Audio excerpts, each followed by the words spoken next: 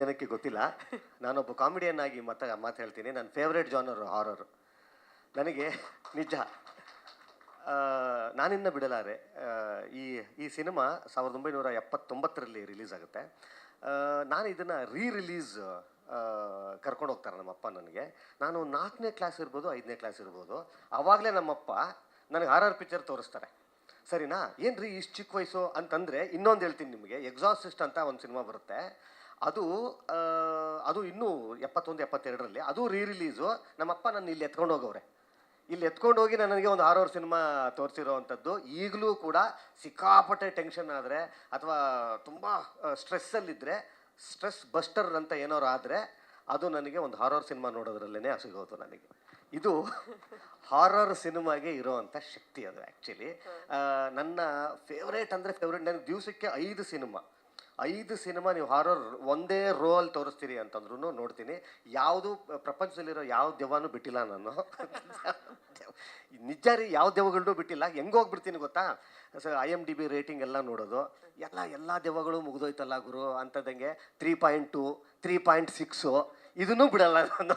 ಅದನ್ನೂ ನೋಡಿರ್ತೀನಿ. You name it I would have watched it. Foreign ದೆವ್ವ, ದೇಸಿ ದೆವ್ವ ಎಲ್ಲ ನೀವು ಯಾವ ಲೋಕಲ್ಲು ಎಲ್ಲ ದೆವ್ವಗಳು ನನಗೆ ತುಂಬ ಇದು. ನನಗೆ ಇದೊಂದು ಫೇವ್ರೇಟ್ ಜಾನರ್ ಇದು. ಈ ಸಿನಿಮಾ ಮಾಡಬೇಕು ಅಂತ ಅನ್ನಿಸ್ದಾಗ ನನ್ನಷ್ಟು ಖುಷಿ ಪಟ್ಟಂಥವ್ನು ಯಾರೂ ಅಲ್ಲ. ಅವತಾರ ಪುರುಷ ಅನ್ನೋವಂಥ ಒಂದು ಸಿನಿಮಾ, ಅದು ಭಾಗ 2 ಆಗುತ್ತೆ. ಈ ಚೂ ಮಂತರ್ ಅನ್ನೋವಂಥ ಸಿನಿಮಾನು ಕೂಡ ಹಾರರ್ ಸಿನಿಮಾ ಇದು.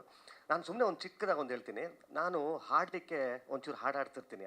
ಎಲ್ಲ ಸಿನಿಮಾಗಳಿಗೂ ಕೂಡ ಹಾಡುವಂಥದ್ದು ಹವ್ಯಾಸ ಮತ್ತು ಪ್ರವೃತ್ತಿ ಎರಡೂ ಕೂಡ ನಿಜ. ಯಾಕಂದರೆ ಬಿಕಾಸ್ ಸಿಂಗರ್ ಟರ್ನ್ಡ್ ಆ್ಯಕ್ಟರ್ ನಾನು. ಒಂದೆರಡು ಕುಡುಕರ ಸಾಂಗು ಹಿಟ್ಟಾಗುತ್ತೆ. ಹಿಟ್ಟಾದ ನಂತರ ನಾನು ಹಾಡಿರೋದನ್ನು ಹಿಟ್ಟಾಗುತ್ತೆ. ನಾನು ಅಭಿನಯಿಸಿರೋವಂಥ ಕುಡುಕರ ಸಾಂಗೂ ಹಿಟ್ಟಾಗುತ್ತೆ. ಅದೇನೋ ಗೊತ್ತಿಲ್ಲ, ಕುಡುಕರ ಇದು ಮತ್ತು ನನಗೆ ಬಹಳ ಒಂಥರ ಅವಿನೋಭಾವ ಸಂಬಂಧ. ಅದೊಂಥರ ಆ ಜನ್ಮ ಇದು. ಅದು ಹಿಟ್ಟಾದ ತಕ್ಷಣ ಒಂದಿಷ್ಟು ಸಾಂಗುಗಳು ಹಾಡೋಕ್ಕೆ ಶುರು ಮಾಡ್ತೀನಿ. ಒಂದಾದ ನಂತರ ಒಂದಾದ್ರೆ ಕುಡುಕ್ರದೆ, ಮತ್ತೆ ಕುಡುಕ್ರದೆ. ನಾನು ಗುರು ಇದಕ್ಕೊಂದು ಗ್ಯಾಪ್ ಕೊಡಬೇಕು, ಇಲ್ಲ ಅಂತಂದರೆ ನಾನು ಬ್ರ್ಯಾಂಡ್ ಆಗಿಬಿಡ್ತೀನಿ. ನಾನು ಯೂಶಲಿ ಆ್ಯಕ್ಟರ್ಸು ಬ್ರ್ಯಾಂಡ್ ಆಗೋದು ಗೊತ್ತು ನಮಗೆ, ಈ ಸಿಂಗರ್ಸು ಬ್ರ್ಯಾಂಡ್ ಆಗ್ತಾರೆ ಅಂತ ನನಗೆ ಆವಾಗಲೇ ಗೊತ್ತಾಗಿದ್ದು. ನಾನು ಹೆಂಗಾರು ತಪ್ಪಿಸ್ಕೋಬೇಕಲ್ಲ ಇದನ್ನು ಅಂತ ಅಂದ್ಬಿಟ್ಟು, ಇಲ್ಲ ಸರ್ ಒಂಚೂರು ಏನೋ ಬೇರೆ ಟೈಪ್ ಮಾಡೋಣ, ಬರೀ ಕುಡುಕ್ರದೇ ಆಗಿತ್ತು. ನಾನು ಬೇರೆ ಥರನೂ ಆಡ್ತೀನಿ ಸರ್. ನನ್ನ ಫೇವ್ರೇಟ್ ಒಂದು ಲವ್ ಆಗಿರ್ಬೋದು, ರೊಮ್ಯಾಂಟಿಕ್ ಆಗಿರ್ಬೋದು, ಪ್ಯಾಥೋ ಆಗಿರ್ಬೋದು, ನನ್ನ ಫೇವ್ರೇಟು ಅಂದ್ಬಿಟ್ಟು ನಾನು ಒಂದು ಗ್ಯಾಪ್ ಕೊಟ್ಟಿದ್ದೆ. ಅಂದರೆ ಈ ಕುಡುಕರ ವಿಚಾರದಲ್ಲಿ ಇದೇ ಥರ ದೆವ್ವ. ಸರಿನಾ? ಅದೇನೋ ಗೊತ್ತಿಲ್ಲ, ದೆವ್ವನೋ ನನಗೂ ಅದೇನೋ ಒಂಥರ ಸಂಬಂಧ. ದೆವ್ವ ಇಷ್ಟ ನನಗೆ, ದೆವ್ವ ಆ್ಯಕ್ಚುಲಿ. ಇದಕ್ಕೊಂದು ಗ್ಯಾಪ್ ಕೊಡೋಣ ಅಂತ ಅನ್ನೋದಿತ್ತು. ಯಾಕಂದರೆ ಸೀರೀಸ್ ಆಗಿ ಅವತಾರ ಪುರುಷ 1, ಅವತಾರ ಪುರುಷ 2, ಈಗ ಚೂ ಮಂತರು.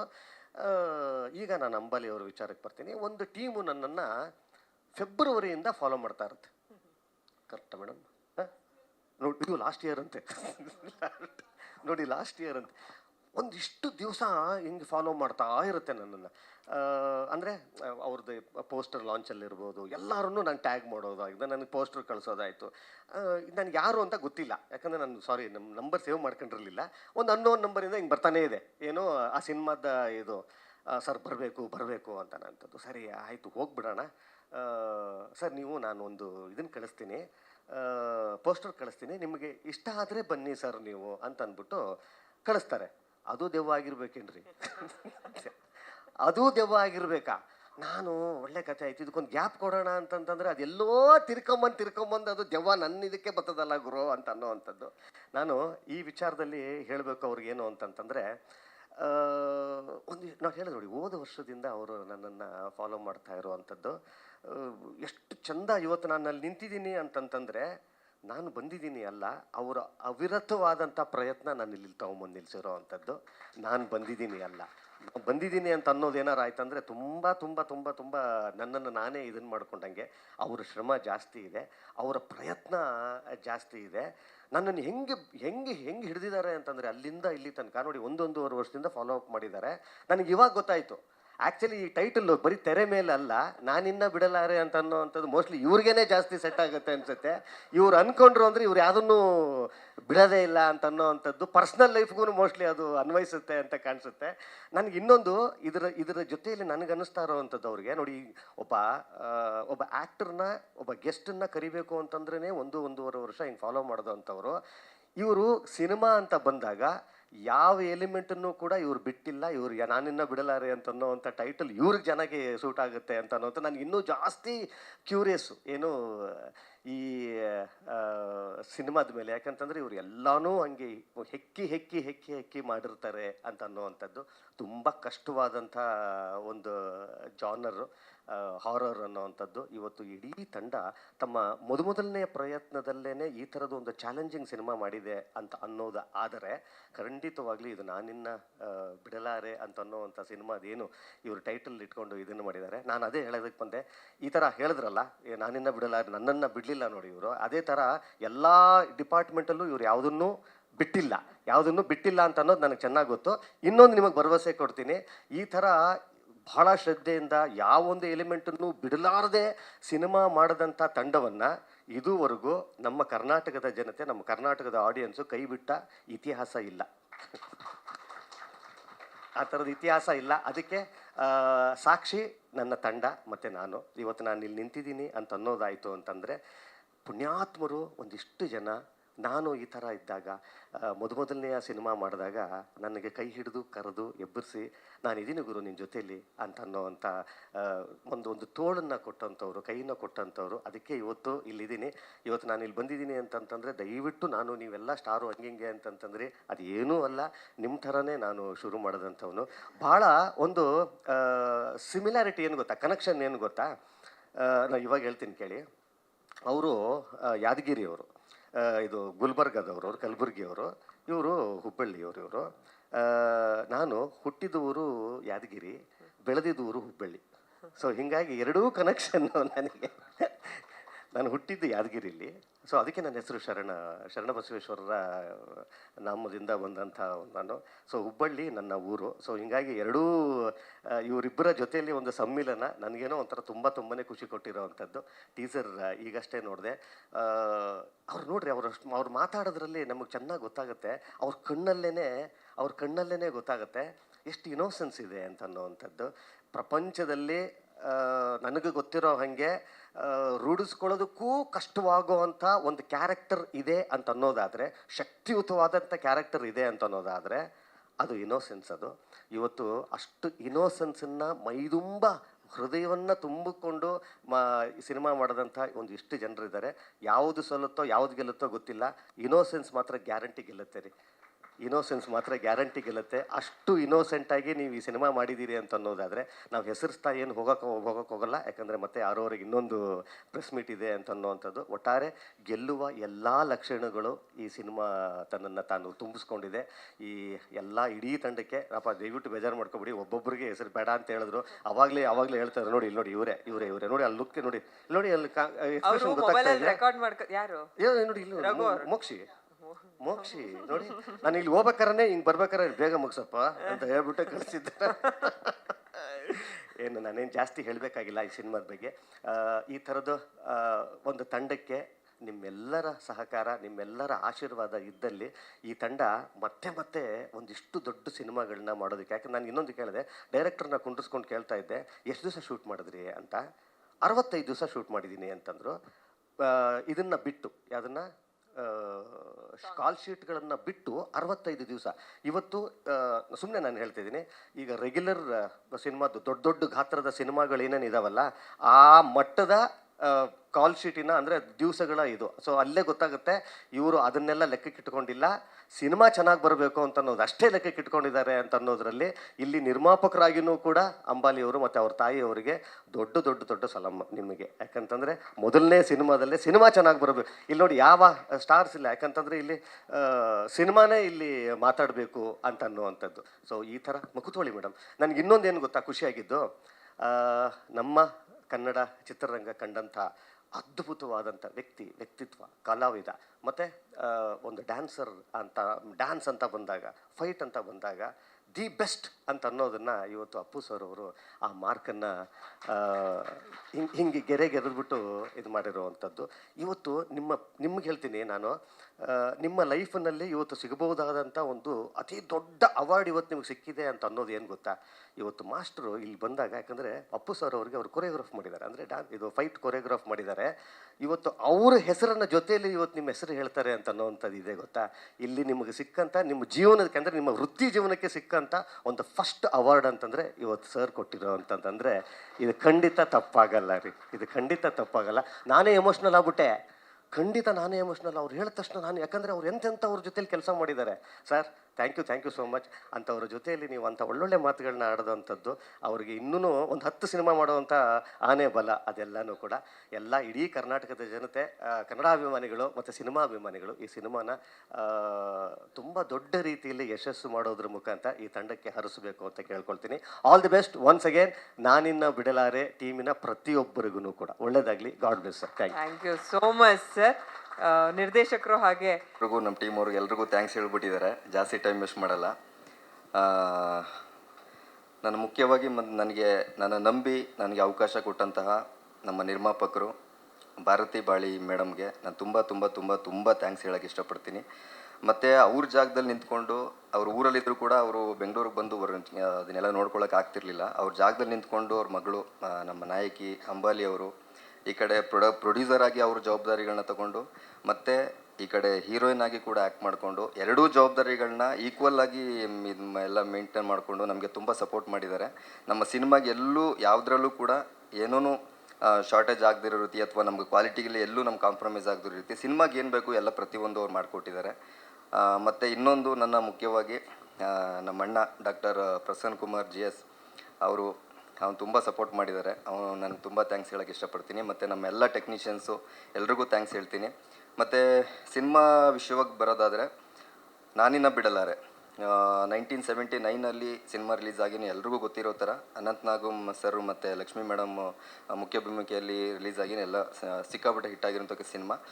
ಅದೇ ಟೈಟ್ಲ್ ಯಾಕೆ ಇಟ್ಟಿದ್ದೀವಿ ಅಂತಂದರೆ, ಆ್ಯಕ್ಚುಲಿ ಫಸ್ಟು ನಾನು ಸ್ಕ್ರಿಪ್ಟ್ ಮಾಡಿದಾಗ ನಾನಿನ್ನ ಬಿಡರೆ ಟೈಟ್ಲ್ ಇಡಬೇಕು ಅಂತ ಇರಲಿಲ್ಲ. ಬೇರೆ ಯಾವುದೋ ಟೈಟ್ಲ್ ಇತ್ತು. 2-3 ಟೈಟ್ಲ್ಗಳನ್ನ ನಾವು ಇಟ್ಕೊಂಡು ಎಲ್ಲ ಸ್ಕ್ರಿಪ್ಟ್ ಟೈಮಲ್ಲಿ ಎಲ್ಲ ಮಾಡ್ಕೊಂಡು ಹೋಗ್ತಾ ಇದ್ವಿ. ಒಂದು ಟೈಟ್ಲ ಚೇಂಬರ್ ರಿಜಿಸ್ಟ್ರು ಕೂಡ ಮಾಡಿಸಿದ್ದೆ ನಾನು. ಆಮೇಲೆ ಸ್ವಲ್ಪ ನಾನು ಸ್ಕ್ರಿಪ್ಟ್ ವರ್ಕ್ ಎಲ್ಲ ಮಾಡ್ತಾ ಇದೇನೋ ಬೇರೆ ಚೇಂಜಸ್ ಏನೋ ಬೇಕು, ನಮ್ಮ ಸ್ಕ್ರಿಪ್ಟ್ ಏನೋ ಬೇರೆ ಥರ ಹೋಗ್ತಾ ಇದೆ, ಇದಕ್ಕೆ ತಕ್ಕನಾಗಿ ಏನೋ ಟೈಟ್ಲು ಬೇಕು ಅಂತೆಲ್ಲ ನಾವು ಸರ್ಚ್ ಮಾಡ್ತಿರೋ ಟೈಮಲ್ಲಿ ನಮ್ಮ ಟೀಮ್ ಜೊತೆ ಎಲ್ಲ ಡಿಸ್ಕಸ್ ಮಾಡಿದೆ. ಅವಾಗ ಒಂದು ನಾನಿನ್ನ ಬಿಡಲಾರೆ ಟೈಟ್ಲ್ ಇಟ್ಟರೆ ಹೆಂಗಿರುತ್ತೆ ಅಂತ ಅಂದ್ಬಿಟ್ಟು ನಾವು ಡಿಸ್ಕಸ್ ಮಾಡಿದ್ವಿ ನಮ್ಮ ಟೀಮ್. ಯಾಕಂದರೆ ಇದು ತುಂಬ ಜವಾಬ್ದಾರಿ ಇಟ್ಕೊಂಡು ಮಾಡಬೇಕಾಗಿರುತ್ತೆ. ಆ ಟೈಟ್ಲೇ ತುಂಬ ವೆಯ್ಟೇಜ್ ಇರತಕ್ಕಂಥ ಟೈಟ್ಲು. ಅದು ನಾವೇನೋ ಹೊಸಬ್ರಾಗಿ ಇಟ್ಬಿಟ್ಟು, ಆಮೇಲೆ ಫಸ್ಟು ಒಂದು ಕ್ಲಾರಿಫಿಕೇಷನ್ ಮಾಡೋಕ್ಕೆ ಇಷ್ಟಪಡ್ತೀನಿ. ಯಾವುದೇ ಪ್ರಮೋಷನ್ ಗಿಮ್ಮಿಕ್ ಆಗಲಿ ಅಥವಾ ಏನೋ ನಾನಿನ್ನ ಬಿಡೋ ಟೈಟ್ಲ್ ಇಟ್ಕೊಂಡ್ಬಿಟ್ರೆ ಒಂದೇನೋ ನಾವು ನಮ್ಮನ್ನು ಜನ ಗುರುತಿಸ್ತಾರೆ ಅಥವಾ ಥಿಯೇಟ್ರಿಗೆ ಬಂದುಬಿಡ್ತಾರೆ, ಖಂಡಿತವಾಗ್ಲೂ ಆ ಉದ್ದೇಶ ಇಟ್ಕೊಂಡು ಈ ಟೈಟ್ಲ್ ಇಟ್ಟಿಲ್ಲ. ಯಾಕಂದರೆ ನಾಳೆ ದಿನ ಥಿಯೇಟ್ರಲ್ಲಿ ಸಿನಿಮಾ ನೋಡಿದ್ಮೇಲೆ ನೋಡಿದವರು ಪ್ರೇಕ್ಷಕರು ಯಾರು ಸಿನಿಮಾ ನೋಡಿದ್ರು ಕೂಡ ಓಕೆ, ಇವರು ಈ ಸಿನಿಮಾಗೆ ಇದೇ ಸೂಕ್ತವಾದ ಟೈಟಲ್, ನಾನಿನ್ನ ಬಿಡೋರಲ್ಲೇ ಕರೆಕ್ಟಾಗಿ ಸೂಟ್ ಆಗಿದೆ ಈ ಟೈಟ್ಲಿಗೆ, ಈ ಕತೆಗೆ ತಕ್ಕನ ಈ ಟೈಟ್ಲ್ ಇಟ್ಟಿದ್ದಾರೆ ಅಂತ ಖಂಡಿತವಾಗ್ಲೂ ಅವ್ರಿಗೆ ಅನ್ಸೋದ್ರಲ್ಲಿ ಎರಡು ಮಾತಿಲ್ಲ. ಅದಂತೂ ನಾನು ಭರವಸೆ ಕೊಡ್ತೀನಿ. ಮತ್ತು ಇನ್ನೊಂದು ಏನಂತಂದರೆ, ಈಗ ಆಲ್ರೆಡಿ ಸಿನಿಮಾ ಸೆನ್ಸರ್ ಆಗಿದೆ, ಸಿನಿಮಾ ರಿಲೀಸಿಗೆ ರೆಡಿ ಇದೆ. ನಾವು ಇಲ್ಲಿವರೆಗೂ ಯಾವುದೇ ಪ್ರೆಸ್ ಮೀಟ್ ಆಗಲಿ ಯಾವುದೇ ಇವೆಂಟ್ವಾಗಲಿ ನಾವು ಮಾಡಿಲ್ಲ. ಯಾಕಂದರೆ ಕೆಲವು ಸಿನಿಮಾಗಳು ಎಷ್ಟೋ ಮಾಡ್ತೀವಿ, ಮಧ್ಯದಲ್ಲಿ ಏನೋ ಪ್ರಾಬ್ಲಮ್ ಆಗುತ್ತೆ, ಆಮೇಲೆ ಏನೋ ಮಧ್ಯದಲ್ಲಿ ಗ್ಯಾಪ್ ಆಗುತ್ತೆ, ಸುಮ್ಮನೆ ಪ್ರೆಸ್ ಮೀಟ್ ಮಾಡಿ ಮೀಡಿಯಾ ಮುಂದೆ ಮಾಡಿಕೊಂಡು ಅವೆಲ್ಲ ಬೇಡ ಅಂತಂದ್ಬಿಟ್ಟು ನಾವು ಫುಲ್ ಸಿನಿಮಾ ರೆಡಿ ಆಗಲಿ, ಸಿನಿಮಾ ರಿಲೀಸ್ ರೆಡಿ ಮಾಡ್ಕೊಂಡು ನಾವು ಮುಂದೆ ಮಾಧ್ಯಮದ ಮುಂದೆ ಬರೋಣ, ಪ್ರೇಕ್ಷಕ ಮುಂದೆ ಬರೋಣ ಅಂತಂದ್ಬಿಟ್ಟು ನಾವು ಫುಲ್ ಎಲ್ಲ ಸಿನಿಮಾ ರೆಡಿ ಇಟ್ಕೊಂಡು ಬಂದಿದ್ದೀವಿ. ಆದಷ್ಟು ಬೇಗ ನಮ್ಮ ಸಿನಿಮಾ ರಿಲೀಸಿಂಗ್ ಡೇಟ್ ನಾವು ಅನೌನ್ಸ್ ಮಾಡ್ತೀವಿ. ಆಮೇಲೆ ಸಿನಿಮಾ ಒಳ್ಳೆ ಕ್ವಾಲಿಟಿನಲ್ಲಿ, ಯಾಕಂದರೆ ಎಲ್ಲ ಪ್ರತಿಯೊಬ್ಬರು ಹೇಳೋ ಪ್ರಕಾರ ನಾನು ಇಲ್ಲಿವರೆಗೂ ನನಗೆ ಒಂದು ನೆಗೆಟಿವ್ ಕಮೆಂಟ್ಸ್ ಬಂದಿಲ್ಲ. ಎಲ್ಲ ಒಂದು ಒಳ್ಳೆ ಕ್ವಾಲಿಟಿಲಿ ಮಾಡಿದ್ದೀರಾ. ಯಾಕಂದರೆ ಯಾವುದು ಹೊಸಬ್ರು ಅಂತ ಅನ್ನಿಸ್ತಿಲ್ಲ, ತುಂಬ ಎಕ್ಸ್ಪೀರಿಯನ್ಸ್ ಇಟ್ಕೊಂಡು ಮಾಡಿದೆ. ಯಾಕಂದರೆ ಯಾವುದು ಎಲ್ಲ ಆರ್ಟಿಸ್ಟ್ಗಳು, ನಮ್ಮ ಶ್ರೀಧರ್ ಸರ್ ಆಗಿರ್ಬೋದು, ಶ್ರೀನಿವಾಸ್ ಪ್ರಭು ಸರು, ಹರಣಿ ಮೇಡಮ್ಮು, ಮತ್ತು ನಮ್ಮ ಶ್ರೀನುಂಡ ರಘು ಅವರು, ಮಹಾಂತೇಶ್ ಅವರು, ನಾಗರಾಜ್ ಅವರು, ಮತ್ತು ಇನ್ನೊಂದು ಇಬ್ಬರು ಆರ್ಟಿಸ್ಟ್ಗಳು ಹೇಳಬೇಕು, ಲೋಹಿತ್ ಅಂತ ಒಂದು 12 ಇಲ್ಲೇ ಬಂದಿದ್ದಾರೆ, ಲೋಹಿತ್ ಮತ್ತು ಅನನ್ಯ ಅಂತ. ಅವರು ನಮ್ಮ ಸಿನಿಮಾದಲ್ಲಿ ತುಂಬ ಅಂದರೆ ತುಂಬ ಇಂಪಾರ್ಟೆಂಟ್ ರೋಲ್ ಮಾಡಿದ್ದಾರೆ. ಅದ್ರ ಟ್ವಿಸ್ಟು ನಿಮಗೆ ಸಿನಿಮಾದಲ್ಲಿ ನೋಡಿದಾಗ ಗೊತ್ತಾಗುತ್ತೆ. ನೆಕ್ಸ್ಟು ಇನ್ನೊಂದು ಸರಿ ನಾನು ಅದ್ರ ಬಗ್ಗೆ ಮತ್ತೆ ನಾನು ಜಾಸ್ತಿ ಡೀಟೇಲ್ಸ್ ನಾನು ಹೇಳೋಕ್ಕೆ ಇಷ್ಟಪಡ್ತೀನಿ. ಮತ್ತು ನಮ್ಮ ಶರತ್ ಅವರು ಇದ್ದಾರೆ, ವಿಜಯ್ ಶರತ್ ಅವರು, ಅವರೆಲ್ಲ ತುಂಬ ಒಳ್ಳೆ, ಅಂದರೆ ಇದು ನಾನಿನ್ನ ಬಿಡಲಾರೆ ಅಂತಂದರೆ ಏನು ಅನ್ಕೋತಾರೆ ಅಂದರೆ ಏನೋ full out and out horror ಸಿನಿಮಾನೇ ಇರ್ಬೋದು ಅಂತ ಅನ್ಕೊತಾರೆ. ಬಟ್ ಒಂದು ಕ್ಲಾರಿಫಿಕೇಷನು, ಇದು ನಮ್ಮ ಸಿನಿಮಾದಲ್ಲಿ ಒಂದು ಎಲಿಮೆಂಟ್ ಅಷ್ಟೇ, ಅಂದರೆ ಒಂದು ಜಸ್ಟ್ ಒಂದು ಹಾರರ್ ಅನ್ನೋದು ಒಂದು ಎಲಿಮೆಂಟ್ ಅಷ್ಟೇ. ಅದು ಬಿಟ್ಟರೆ ಸಿನಿಮಾ ಬೇರೆ ರೀತಿಯಲ್ಲೇ ಹೋಗುತ್ತೆ, ಒಂದು ಸಸ್ಪೆನ್ಸ್ ಥ್ರಿಲ್ಲರ್ ಆಗಿ. ಅಂದರೆ ಯಾವುದೇ ಒಂದು ಸೀನಲ್ಲಿ ಬಂದಿರತಕ್ಕಂಥ ಒಂದು ಆರ್ಟಿಸ್ಟ್ ಇದ್ರೂ ಕೂಡ ಅದು ತುಂಬ ಇಂಪಾರ್ಟೆನ್ಸ್ ಕೊಟ್ಟು ಆ ಸಿನಿಮಾಗೆ ನಾವು ನ್ಯಾಯ ಒದಗಿಸಿದ್ದೀವಿ. ಎಲ್ಲರೂ ಕೂಡ ತುಂಬ ಚೆನ್ನಾಗಿ ಮಾಡಿದ್ದಾರೆ. ಮತ್ತು ನಮ್ಮ ಪಂಚಿ ಅವರು ಹೀರೋ, ಅವರು ನಮ್ಮ ಸಿನಿಮಾ ಮಾಡೋ ಟೈಮ್ಗೆ ಒಂದು 2-3 ಆಫರ್ಗಳು ಬಂದ್ರೂ ಅದನ್ನೆಲ್ಲ ಸ್ಯಾಕ್ರಿಫೈಸ್ ಮಾಡಿ ನಮ್ಮ ಸಿನಿಮಾಗೋಸ್ಕರ ಮಾಡಿದ್ದಾರೆ. ಆದಷ್ಟು ಬೇಗ ಸಿನಿಮಾ ರಿಲೀಸ್ ಆಗ್ತಿದೆ. ನಿಮ್ಮೆಲ್ಲ ಸಹಕಾರ ಹಿಂಗೆ ಇರಲಿ, ಮತ್ತೆ ನಿಮ್ಮ ಮುಂದೆ ಬರ್ತೀವಿ, ಸಪೋರ್ಟ್ ಹಿಂಗೆ ಇರಲಿ. ಮತ್ತು once again thank you sir, Sharan sir, thank you so much. ಹಾಂ ಸರ್.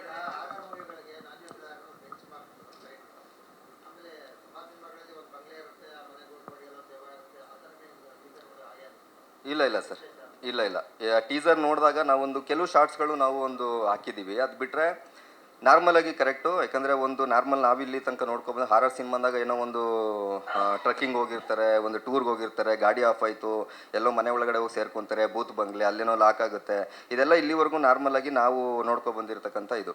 ಬಟ್ ಇಲ್ಲಿ ರೆಗ್ಯುಲರ್ ಪ್ಯಾಟ್ರನ್ ಬಿಟ್ಟು ಬೇರೆ ಏನೋ ಟ್ರೈ ಮಾಡೋಕ್ಕೆ ಹೋಗಿದ್ದೀವಿ ಸರ್. ಅದು ನಿಮ್ಮ ಸಿನಿಮಾ ರಿಲೀಸ್ ಆದಾಗ ನಿಮ್ಗೆ ಗೊತ್ತಾಗುತ್ತೆ. ಮತ್ತು ಟ್ರೈಲರಲ್ಲೂ ಕೂಡ ಸ್ವಲ್ಪ ಕಂಟೆಂಟು ನೆಕ್ಸ್ಟು ಬಿಡ್ತೀವಿ. ಇಲ್ಲೇನಂತಂದರೆ ಒಂದು ಮೆಡಿಕಲ್ ಟರ್ಮ್ಸ್, ಅಂದರೆ ಒಂದು ಹುಡುಗ, ಅದೊಂದು ಕೆಲವು ಟ್ವಿಸ್ಟ್ಗಳಿದೆ. ಮತ್ತು ಒಂದು ಇನ್ವೆಸ್ಟಿಗೇಷನ್ನು, ಒಂದು ಹೀರೋಯಿನ್ಗೆ ಒಂದು ರೆಟ್ರೋಗ್ರೇಡ್ ಮೆಮೊರಿ ಲಾಸ್ ಅಂತ ಇರುತ್ತೆ. ಅವ್ರ ಬಗ್ಗೆ ಅವ್ರನ್ನ ಫ್ಯಾಮಿಲಿ, ಫ್ರೆಂಡ್ಸು, ರಿಲೇಟಿವ್ಸು ಯಾರೂ ನೆನಪಿರಲ್ಲ. ಅವ್ರ ಬಗ್ಗೆ ತಿಳ್ಕೊಬೇಕು ಅಂತಂದಾಗ ಒಂದೊಂದೇ ಕ್ಯಾರೆಕ್ಟರ್ಗಳು ಎಲ್ಲ ಲಿಂಕ್ ಆಗ್ತಾ ಹೋಗುತ್ತೆ. ಆ ಒಂದು ಊರಿಗೆ ಹೋಗ್ತಾರೆ, ಕತ್ಲೆಕಾಡು ಅನ್ನೋ ಊರಿಗೆ ಹೋಗ್ತಾರೆ. ಅಲ್ಲಿ ಒಂದು ಮನೆಯಲ್ಲಿ ಈ ಥರ ಏನೋ ಅವ್ರ ಬಗ್ಗೆ ಫ್ಲ್ಯಾಶ್, ಅಂದರೆ ಆ ಮನೆ ಫ್ಯಾಮಿಲಿಯವ್ರ ಬಗ್ಗೆ ತಿಳ್ಕೊಳಕ್ಕೆ ಹೋದಾಗ ಒಂದೊಂದೇ ಲೇಯರ್ಸು ರಿವೀಲ್ ಆಗುತ್ತೆ. ಹಾಂ ಸರ್, ಫಸ್ಟ್ ಫಿಲ್ಮ್.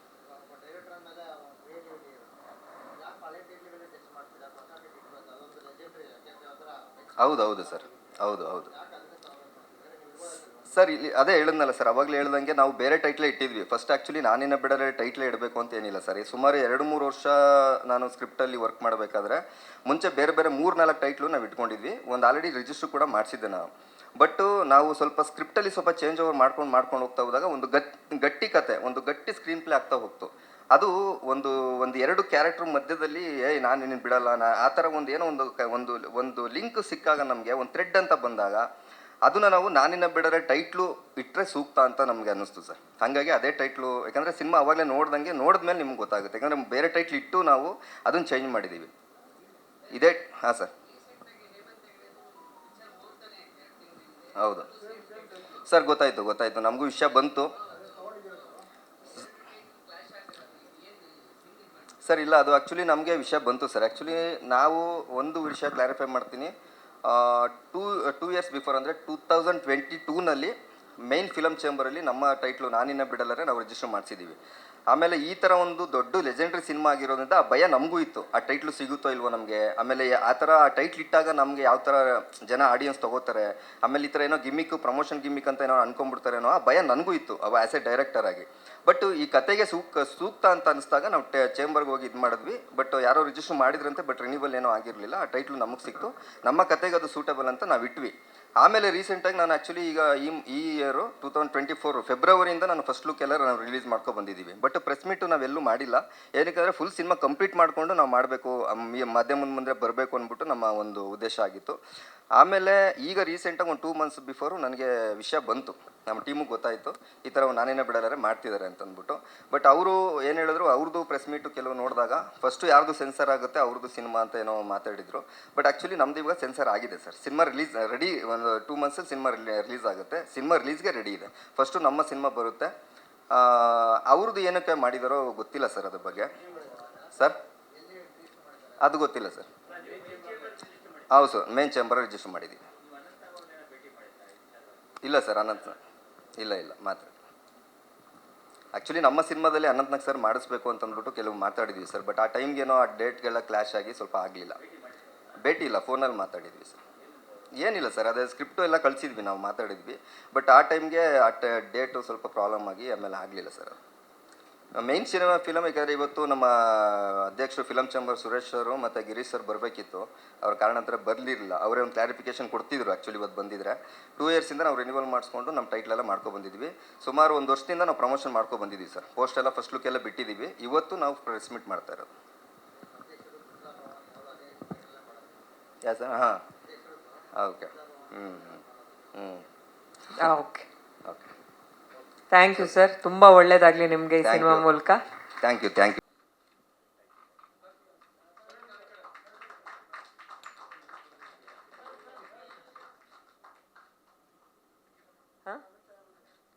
ಅದು ಪುಟಾಣಿ ಗಿಫ್ಟ್ ಒಂದು ತಂದಿದ್ದೀರಲ್ಲ, ಕೊಡಿ, ಪರವಾಗಿಲ್ಲ, ಕೊಡಿ ಕೊಡಿ. ಅದು ನೋಡೋದಕ್ಕೆ ಪುಟಾಣಿಯಾಗಿದೆ.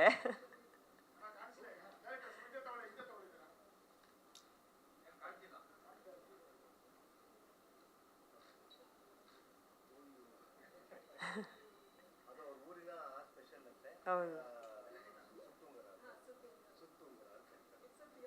ಸುತ್ತುಂಗರ ಉಂಗುರ ಸರ್.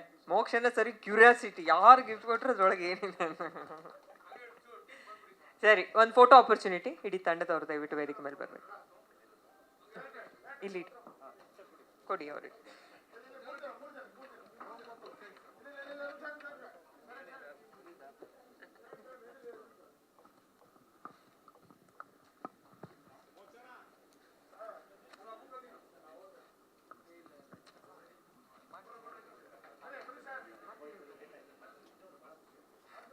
ಸ್ವಲ್ಪ ಲೈಟಿಗೆ ಮುಂದೆ ಬರಬೇಕು.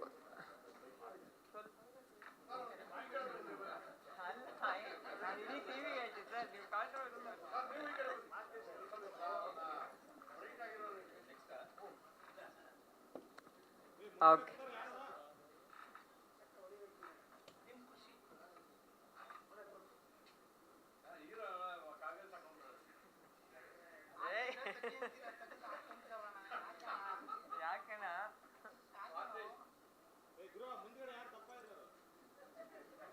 ಸರ್ ಮೊಬೈಲ್ ಸ್ವಲ್ಪ ಇಳಿಸಿ.